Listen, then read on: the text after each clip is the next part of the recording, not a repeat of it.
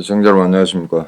오늘 2월 21일인데 국내적으로 뭐 뉴스가 많습니다만 그 중에 딱 한 가지만 골라서 제가 말씀드리도록 하겠습니다.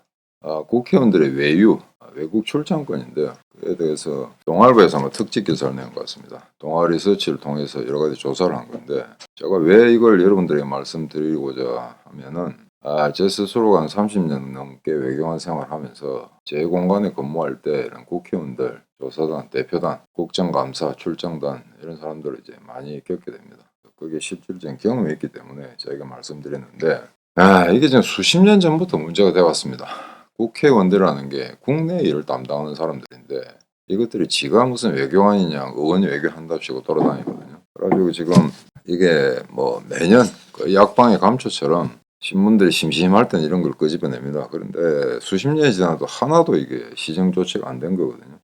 그래서 지금 보면은 작년 국회 본회의 때 63명이 해외 출장을 갔다. 다른 것도 아니고 본회의가 개최된 63명이 해외 출장 갔다는 이야기입니다. 그래서 이게 보니까 회기 중에 55명이 갔고 회기가 아닌 기간에 24명이 갔다. 그리고 79명이 갔는데 본회의 당일날에는 22명이 갔다 이겁니다. 이 말은 본회의 참석도 안 됐다는 거죠. 그리고 많은 수의 사람들이 본회의 첫날 잠깐 얼굴 비고 그 뒷날부터 도망갔다는 이야기입니다. 그래서 지금 작년 같은 경우에 보니까 165명, 연인은 277명. 그러니까 한 사람이 한 번 출장이 아니고 복소로 여러 개 여행을 갔다는 이야기죠. 그래서 총 쓴 돈이 56억입니다. 그러니까 1인당 2천만 원 정도 이상을 더 썼다는 이야기죠. 이게 다 여러분들 세금입니다. 여러분들 세금인데 이게 되게 이제 국회의원들이 외유 나갈 때 출장 갈 때 제한 요인들이 있습니다. 그러니까 여야가 합의해서 어떤 행사를 치르기 위해서 외국에 간다든가 의원 친선 의원단 있지 않습니까? 그러니까 일본 같으면은 뭐 일한 의원 친선단이라든지 우리 같으면 한일 국회의원 친선단 이런 게 있죠. 그래서 그런 교류를 위해서 간다라면 모르겠는데 특정 정당의 국회의원 하나만 가지고 가는 그런 경우도 있습니다. 그건 안 된다. 그다음에 본회의 중에는 안 된다. 이런 여러 가지 제약 조건들이 있는데 그거 다 무시하고 가는 거죠. 그래서 이거는 여야가 저렇게 원수지간처럼 싸우다가도 제가 보니까 해외 출장 갈 때 되면 그렇게 사이가 좋을 수가 없습니다. 이놈들이. 그때는 형님 아우하고 누님하고 쓰다듬고 난리죠. 얼굴에 뭐 뺨까지 비비는 놈까지 제가 봤습니다. 역겨운 새끼들. 그래서 이게 지금 이런 문제가 한두 번이 아닌데 또 어디로 가느냐. 다 선진국이죠. 정말 유럽하고 미국이 제일 많습니다. 작년 같은 경우 보니까 유럽, 서유럽 29건, 그다음 북미가 17건, 그다음 남미 같은 경우는 3건인데 이거는 워낙 경비도 많이 먹히고 너무 머니까 이 정도 같습니다. 동남아시아 19건 이런데 실질적으로 의원들이 돌아다녀야 될 때는 이런 법치주의가 이제 착근되어 있는 그런 선진국들이 아니고 한국의 외교관 수준으로 조그만 공간 수준으로 잘 되지 않는 개척이 되지 않는 그런 후진국에 개도국에 이제 의원 여기가 필요할 경우였습니다. 근데 그런 건 잘 안 갈라 그러죠. 별 재미도 없고 중동 아프리카 이런 데 안 갈라 그러죠. 그러니까 맨날 선진국 가가지고 관광이 나는데 브라질 간 사람들은 수도가 브라질리아인데 거기 가서 브라질의 의원들을 만나야 되는데 이거 와서 폭폭으로 빠지거든요. 주로 관광이 목적입니다. 관광이 목적이다 보니까 그런데 이걸 아무리 제도적으로 이렇게 촘촘하게 관련 규정을 강화시키려고 해도 이제 안 되죠. 왜냐면은 그런 게 이제 법으로 통과시키고 규정을 만들려면은 여야 국회의원들이 합의가 있어야 되는데 자기들의 권한이나 특권을 내려놓으려는 그걸 감소시키기 위한 또는 저하시키려는 그 어떤 규정이나 법 체계 같은 걸 인정하려 들지 않습니다. 그 점에 있어서는 요놈들 여야가 딱 일치한다는 거죠. 지금 국회의원들 한 명이 보좌관이 9명입니다. 어느 날 갑자기 9명이 된 건 아니고 조금씩 내려왔는데 얼마 전까지 8명이다가 또 1명을 내렸습니다. 하는 일도 없는데. 그러면 해외 선진국은 어떻느냐. 미국, 일본은 단 3명입니다. 그 말은 정부에서 예산을 동원해서 한 사람의 국회의원한테 지원할 수 있는 인력은 3명이다. 그죠? 그래서 만약에 어떤 의원이 내가 좀 더 많은 일을 하고 싶다라고 할 경우에는 한 사람이 더 필요하겠죠. 한두 사람이. 그럼 그 돈은 본인이 지불하는 겁니다. 근데 한국, 일본 같은 경우에도 선진국 다 마찬가지입니다. 제가 다 조사를 해봤는데 거의 3명을 넘지는 않습니다. 근데 한국에 9명이다. 9명. 그럼 3배로 일해야 되잖아요. 그 3배 일합니까? 맨날에 놀러 다니는 새끼들인데. 이런 상황인데 그래서 이런 문제를 가지고 뭐 전문가를 한답시고 조진만 덕성여대 정치외교학과 이런 교수가 의원 외교를 좀 더 잘하기 위해서는 이런 제도적 메커니즘을 좀 더 강할 필요가 있다라는데 의원 외교 솔직히 말해 필요 없습니다.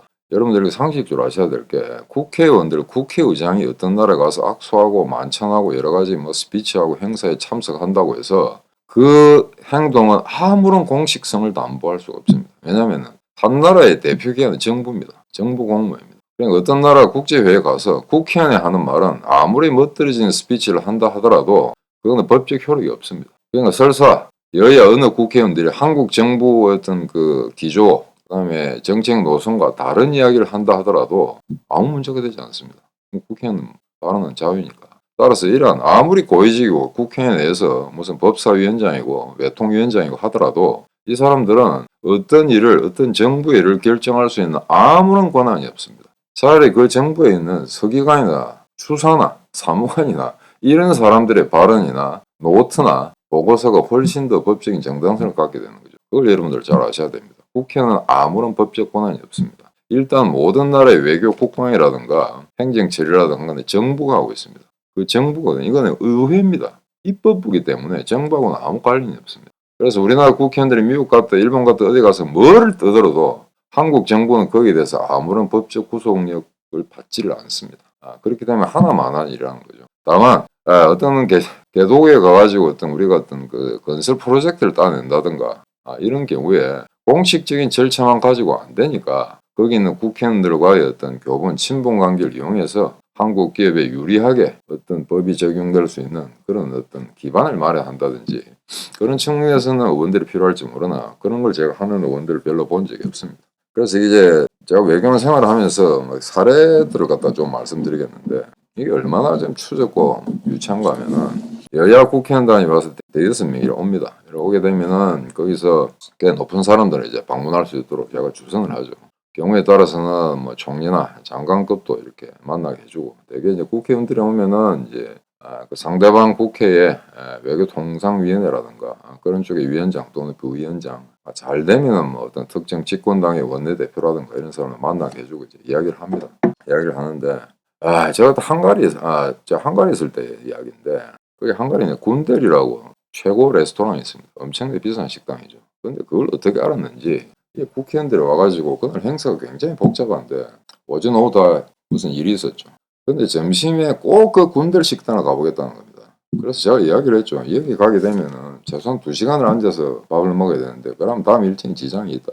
빨리빨리 먹고 한식당에 가서 먹든지 아니면 그냥 햄버거로 때워야 된다라고 했더니 굳이 여기를 가자는 겁니다. 그래서 갔죠. 갔더니 시간이 촉박하니까 이 국회의원들이 앉자마자 제가 통역하고 빨리 가져오라 했단 겁니다. 최고급 식당에 빨리 가져오라. 그러니까 이 식당 지배인이나 이 바텐더는 굉장히 불쾌하죠. 여러분들 유럽의 고급 식당, 북미 지역의 고급 식당 가면 빨리 가져오라 그런 이야기 하면 안 됩니다. 일단 들어오면 홈그라운드 식당입니다. 식당 주인입니다. 그럼 식당 주인이 만드는 그 폐쇄에 따라 음식을 먹어야 됩니다. 근데 자꾸 음식이 안 나오니까 두세 번 이야기하니까 이번에는 지배인이 직접 나왔습니다. 그래서 이제 국회의원들한테 어떻게 이야기하냐면은 너가 그렇게 급하고 빨리 먹어야 된다면은 저기 가라라고 이야기를 한 거예요. 그냥 국회의원들이 전부 그쪽을 봤죠. 뭐가 있는 줄 아십니까? 맥도날드입니다. 먹고 꺼지라는 이야기죠. 우리하고 이제 문화가 다르죠. 우리는 어떻게 하면 손님 받아가지고 좀 많이 팔아먹고 할 건데 걔들은 그런 자존심이 있습니다. 안 판다 이겁니다. 버리장머리에 있는 손님들은 내가 안 받겠다는 거죠. 그래서 결국 제가 사정사정해서 아주 단촐한 요리, 그냥 정식 코스가 아니고 그냥 단품으로 먹고 끝내자라고 해서 식당 지배를 좀 이렇게 따독거리고 용서를 구하고 이래가지고 적당히 넘어갔습니다만 이런 게 비일비재합니다. 제가 유사한 경험을 한 사람이 한두 사람이 아닐 겁니다.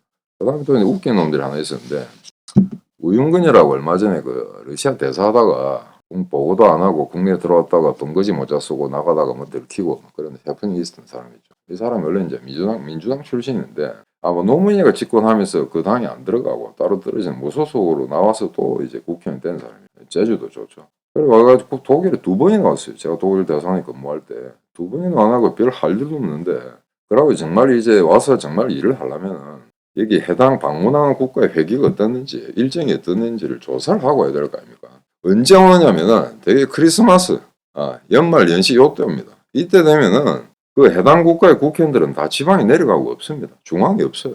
자기 지역구 관리를 해야 되니까. 그 다음에 서구나 이 서구 사회 특히 서유럽 같은 경우에는 크리스마스 전부터 해서 그 이듬해 새해 첫째 주까지는 방문이나 인사나 행사 이런 거 갖지는 않습니다. 그런 거 하고자 하는 나라 자체를 아주 촌스럽게 보거든요. 그쪽 나라의 문화이기 때문에 우리가 거기 갈 때는 거기 나라 시스템에 맞춰줘야 되거든요. 그러니까 무슨 우리 보고 주선을 해달라고 합니다. 면담을. 그냥 놀고만 있을 수는 없으니까 형식적으로 면담을 했다라고 기록 남기려고 하는 거죠. 면담이 되질 않는 거죠.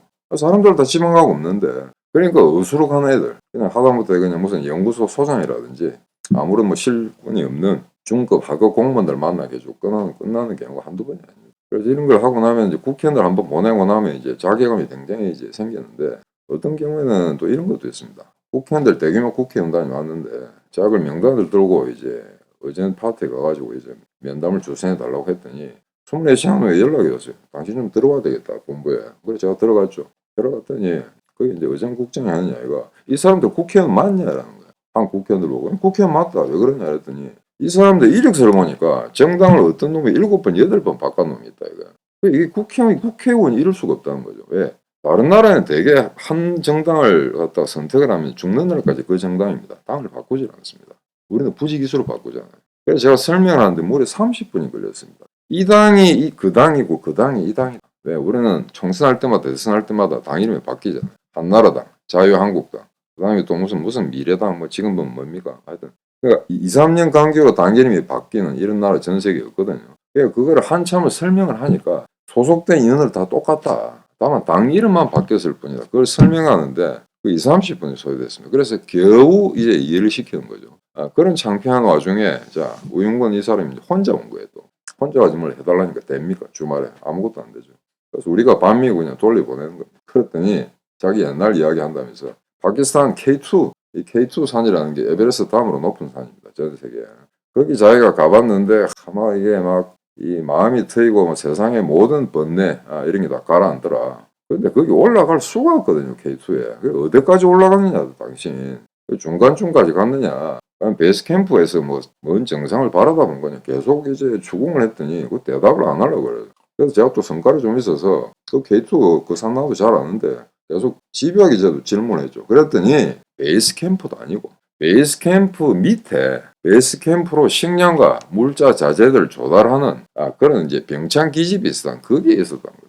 거기에 가놓고는 K2 산을 봤는데 뭐 세상에 어떤 이딴 소리 하는 거죠. 근데 결국엔 나중에 그 작자가 뭐 하여튼 뭐 여러 가지 구설수에 올라가지고 이제 주 러시아 대사가 됐음에도 불구하고 뭐 제대로 일은 하지도 안 하고 영어도 안 되고 러시아도 안 된 사람이니까 그러다가 시험 떼고 가는 거죠. 이런 사람들 한두 명이 아닌데 이 박근혜가 이제 국회의원 시절에 헝가리에 왔습니다. 그때는 대통령이 아니고 당 대표도 아니었습니다. 당 대표가 아닌데 그냥 대표라고 이제 뭐 부르더만요 옆에 사람들이. 근데 이제 이 사람은 좀 다른 게 그나마 역대 대통령 중에 그때는 물론 국회의원 출신이었습니다만 일단 외국어가 제일 통통한 그런 사람으로 인정이 됩니다. 그래서 제가 이제 헝가리에 이제 최대한도로 정성을 다해서 이제 스케줄을 짰죠. 대통령도 만나게 해주고 국회의장, 그다음 총리 만날 수 있는 사람 다 만나게 해준 거예요. 그때 이제 한국 헝가리 수교 20주년 대통령 특사로 온 거죠. 근데 이제 박근혜가 가는데 헝가리에서는 최고 의전을 해달라는 우리 요청이 이제 난색을 표명한 겁니다. 이 사람 당대표가 아니지 않느냐. 아무런 직함이 없다. 현재 그냥 단순한 국회의원일 뿐이다. 그러니까 모토게이트라든가 무슨 이렇게 경찰을 붙인다든가 의전을 맥시멈하게 할 수가 없다. 근데 이제 청와대에서는 개별적으로 연락이 왔죠. 일단 이명박 집권 시절인데 박 대통령을 최고의 예우를 다할 수 있도록 좀 해달라. 이게 그냥 난감하죠. 우리 대사도 그때 여기저기 뛰다니는데 잘 안 된다. 그래서 아예 실무진부터 조절하고 있죠. 그래서 이제 의전과장, 의전국장을 찾아가서 제가 한 장의 프린트물을 줬습니다. 그게 뭐냐면은 그 전에 헝가리 방문하기 전에 박 대통령이 이제 동네 거닐다가 린치를 당하는 경우가 있습니다. 칼로 아마 얼굴을 베었던 것 그런 게 있죠. 그래서 그 사진을 갖다가 이렇게 찍힌 인터넷 뉴스를 갖다가 프린트를 해서 줬거든요. 그래서 이 여자가 옛날에 이런 일을 당했는데 막 너그 나라에서 헝가리 너그 나라에서 이런 일이 안 생기길 바란다. 아마 너가 하는 조치에 우리는 따르겠다라고 이제 사무실로 돌아왔습니다. 그랬더니 그날 오후에 바로 연락이 오더만요. 도착해서 떠날 때까지 권총을 찬 경호원 한 명이 끝까지 경호하도록 하겠다. 그 다음에 우리 그 차량 앞뒤로 모터사이클, 오토바이들이 다 붙겠다는 거예요. 경찰 4명이. 그래서 사적, 공적인 모든 일정을 다 그냥 이 모터게이트 차량이 경호하고 그 다음에 지원 안내하도록 하겠다라는 이제 답이 왔습니다.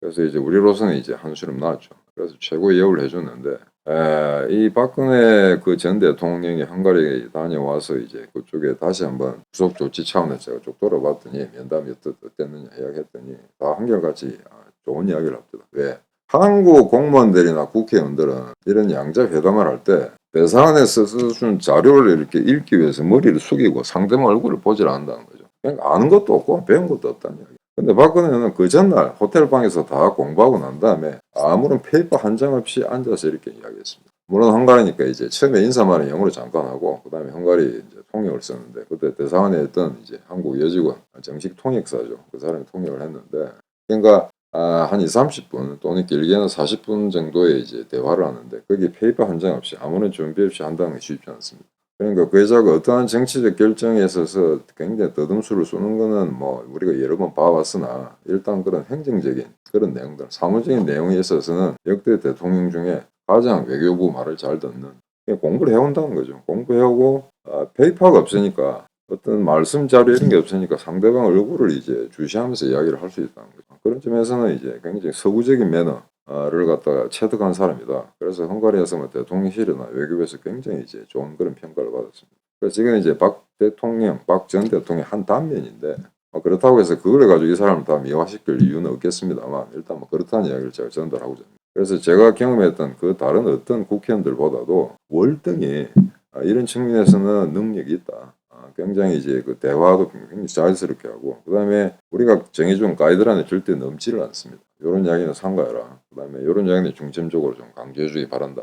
대사관에서 양자관계를 잘 아니까 그렇게 이제 협조를 구하면은 반드시 박근혜 이제 전 대통령이 그걸 지켰습니다.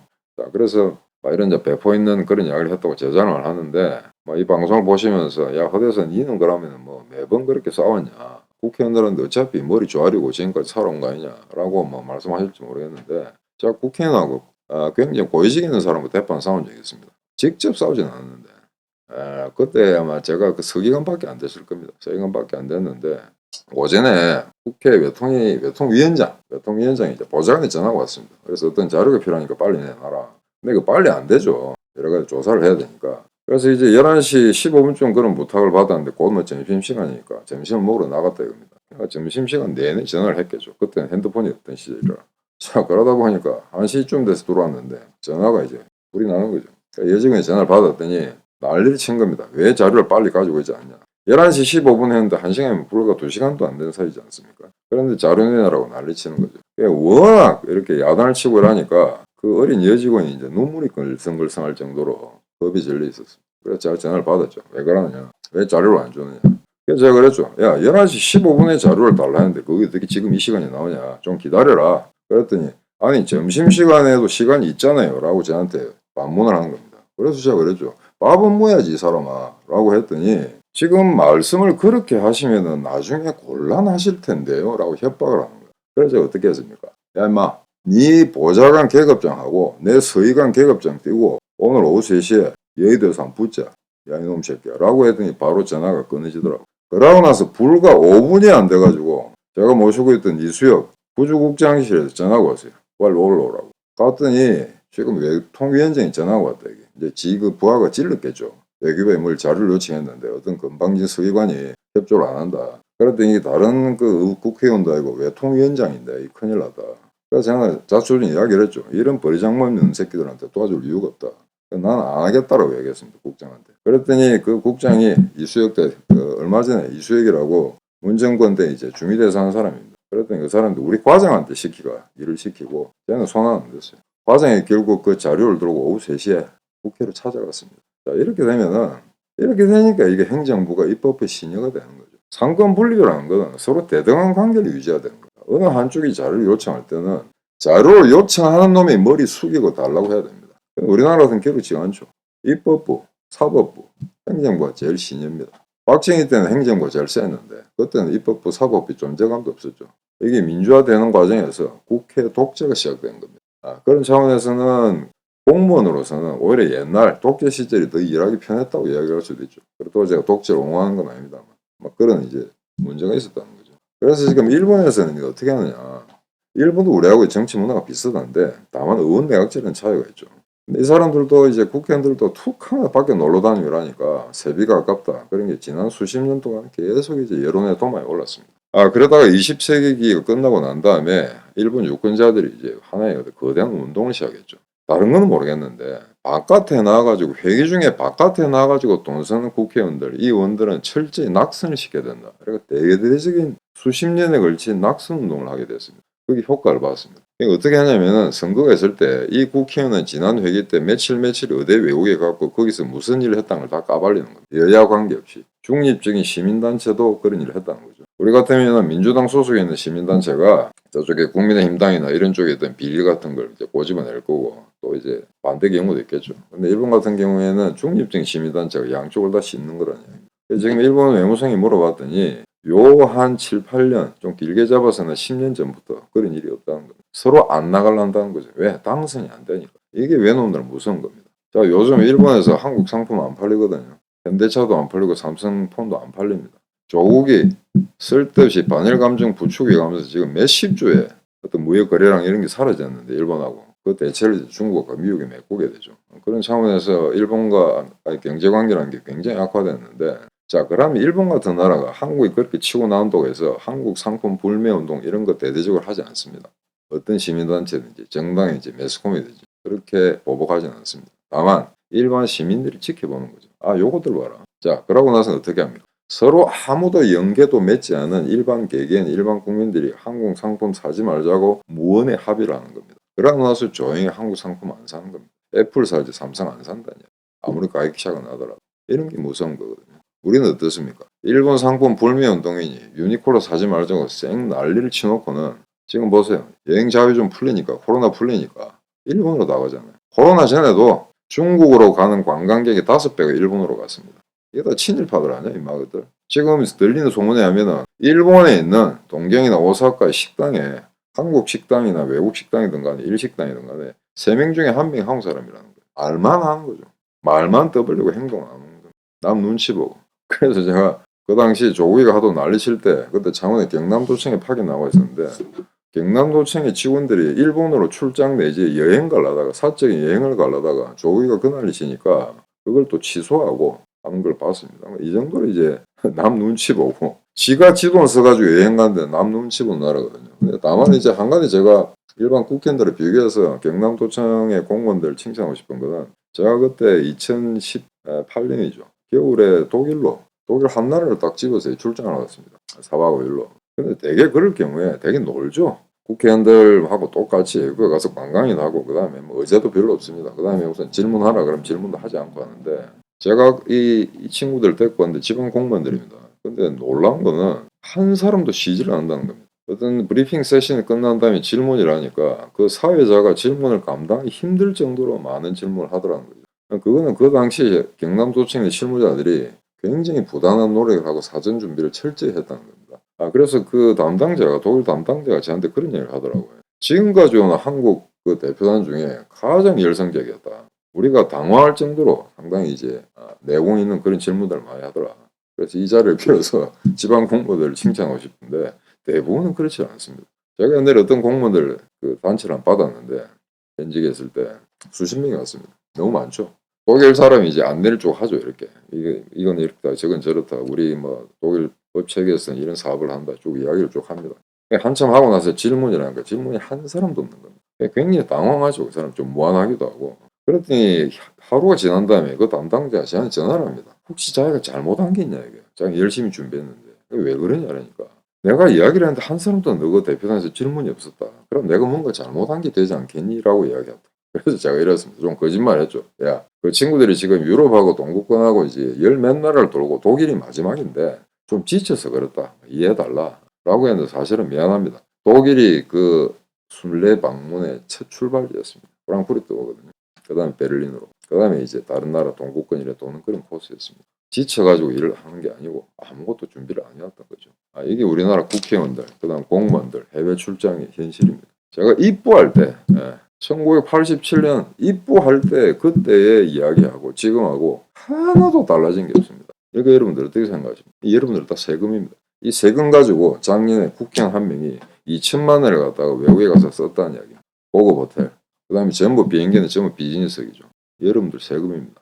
이걸 그냥 멍청이 그냥 보고 계시면은 내 돈이 어떻게 쓰이는지 나는 관심이 없다는 그런 자백이 다름 아니거든요. 이건 동아일보가 제대로 그냥 특집 기사로 이제 지적을 잘해줬는데 아마 저와 유사한 그런 경험을 하는 사람들이 계속해서 폭로하고 얘들이 어떤 의원 외교의 허구라는 거 얼마나 국민 예산을 개차별로 쓰는가 하는 거는 철저하게 규명하고 비판을 천착시켜서 이 폐습은 반드시 조만간에 철저하게 응징을 받아서 개선해야 될 거라고 보고 있습니다. 자, 방송 이로 마치겠습니다. 네, 쭉.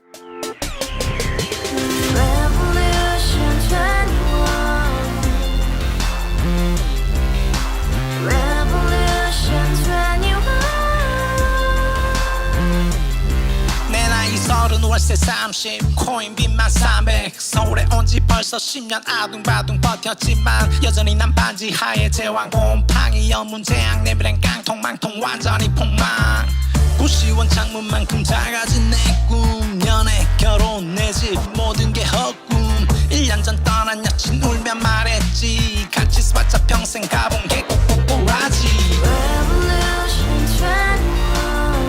가바후스 700 나도 소유주 가바후스 700 나의 소유주 택시기사 우라부지 마트 캐셔 울어무니 우리 집안 다 털어봤자 후줄 그래 개선민 내 미래 거기서 팍 끝난 거지 팍더 이상 노력 따윈 괴물이 스펙 찾아서 말리 비오는 날 알바 잘려 맨날 학원 날 개쳐 발려 밤비 내리는 양화대교 홀로 걷고 있을 때 현수막에 아로 새겨진 평당 700짜리 아파트 다같이 소리 질러 혁명 21 가바후스 700 나도 소유주 가바후스 700 나의 소유주 live together in the house, brand new day, and your dream had just begun. Revolution 21, only open happiness. 너의 곁에 내가 영원히 함께. 지금까지 정치인들 입만 열면 찝찝찝 개소리 멍멍멍 쳤다 하면 뻥 잘난 부모 만나 잘난 학교 나오면 뭐하나 우동살이 꽉 찬 대가리 깡통 소리 텅텅 저 푸른 초원위에 그림 같은 집을 짓고 평상 4천 팔면 뭐해 평생 살 수